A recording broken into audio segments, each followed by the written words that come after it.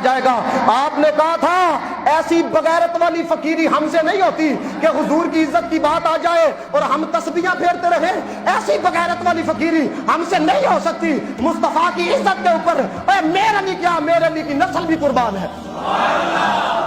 آپ جب وہاں پہ پہنچے، سنو یہ طریق کا حصہ ہے، آپ جب وہاں پہ پہنچے مرزائیوں نے بہت زور لگایا کہ غلام احمد قادیانی آئے مناظرے کے لیے، لیکن غلام احمد قادیانی کی کہندا ہے پیغام دے اندر جدوں نہیں نہ آیا، کہتا ہے مجھے یہ پتا چلا ہے میر علی شاہ صاحب کے ساتھ نا وہ بارڈر کے کچھ پٹھان آیا تو مینوں پھاڑ کے بھنڈوکن گے، لہذا میں نہیں آ سکتا۔ پھر مسلمانوں نے فتح کا جشن منایا جب وہ میدان کے اندر نہیں آیا، اور شورش کشمیری نے اس بات کو لکھا، کہتے جب وہ نہیں آیا تو پیر میر علی شاہ صاحب کے چہرے پہ ہم نے جلال دیکھا۔ آپ کہنے لگے جب مرزا آج آ جاتا تو پھر میں نے دنیا کو دکھانا تھا کہ نبی کے غلاموں کے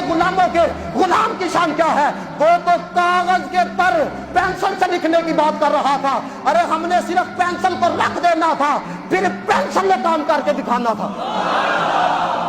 آپ نے فرمایا اگر میدان کے اندر وہ آ جاتا، اور یہاں تک تاریخ میں یہ بات لکھی ہے، مرزے کی ایک جماعت آئی پیر میر علی شاہ صاحب کے ساتھ، دیکھے جی حالات کشیدہ ہو سکتے ہیں، یہ ہو سکتا، آج بھی ہلے تک نہیں مناظرہ نہیں وہ کرتے، دیکھے حالات بڑے کشیدہ ہو سکتے ہیں، یہ ہو سکتا ہے تو وہ ہو سکتا ہے، تو آپ ایسا کریں مباہلہ کر لیں۔ پیر میر علی شاہ صاحب نے کیا کس بات کا، کہتے لگے ایک اپاہج اور ایک اندھا، اس کے لیے آپ بھی دعا کریں اور مرزا صاحب بھی کرتے ہیں، جس کی دعا کا اثر پڑ گیا وہ سچا ہوگا، وہ حق پہ ہوگا۔ پیر میر علی شاہ صاحب پھر جذبات کے اندر آئے، آپ نے کہا اندھے کی بات کرتے ہو، اپاہج کی بات کرتے ہو، فرمایا مرزے کو میدان کے اندر لے کے آؤ، بات مردے کی کرو، پیر میر علی شاہ مردے کو بھی زندہ کر کے دکھائے گا۔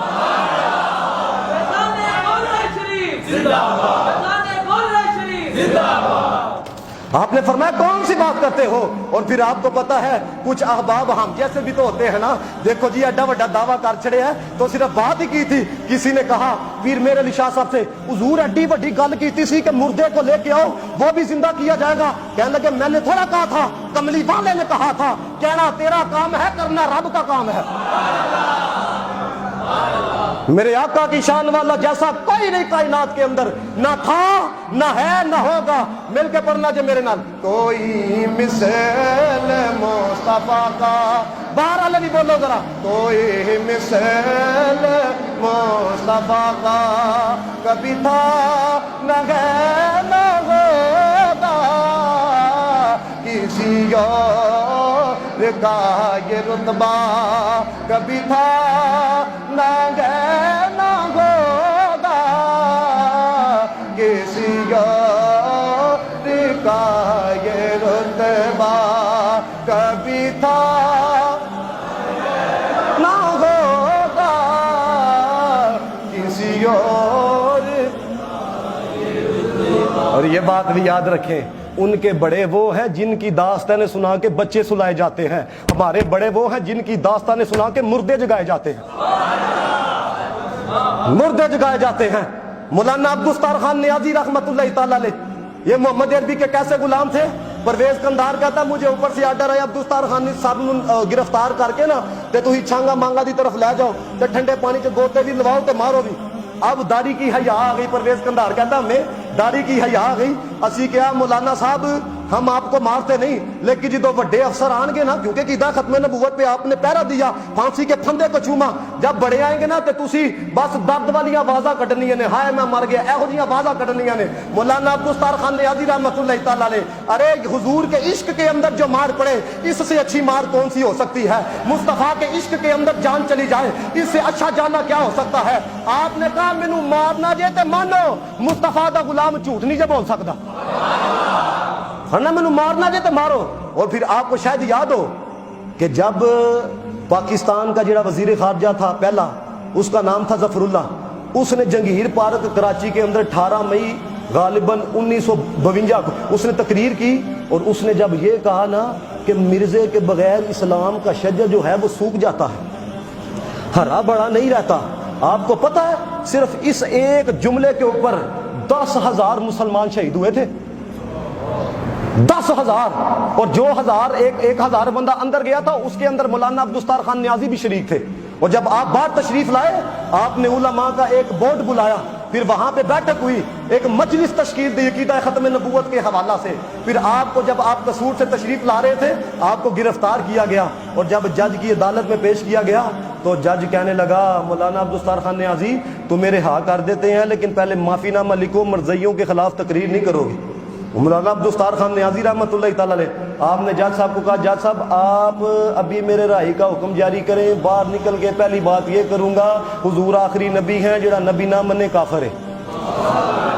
پہلی بات یہ کروں گا. اب اس نے کیا کہا انگلش کے اندر, جی ٹوٹی پوٹی میں یاد ہے جی میں پڑھی, جج نے کہا Abdul Sattar Khan you will be hang, تینوں لٹکا چھڑنا ہے, پھانسی دے پھندے تو لا چھڑنا ہے. آپ نے کیا کہا, آپ نے فرمایا از دیٹ آل,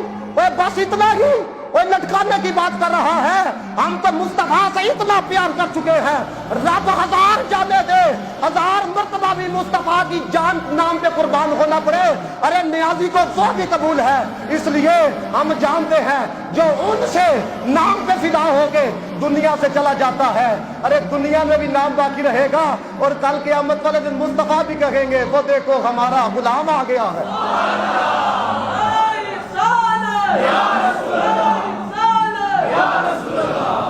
اگر ان کے نام پہ اور کیڑی جانا تو ایک دن ہے جی نا, سارے بولو جانا جا کہ نہیں جانا,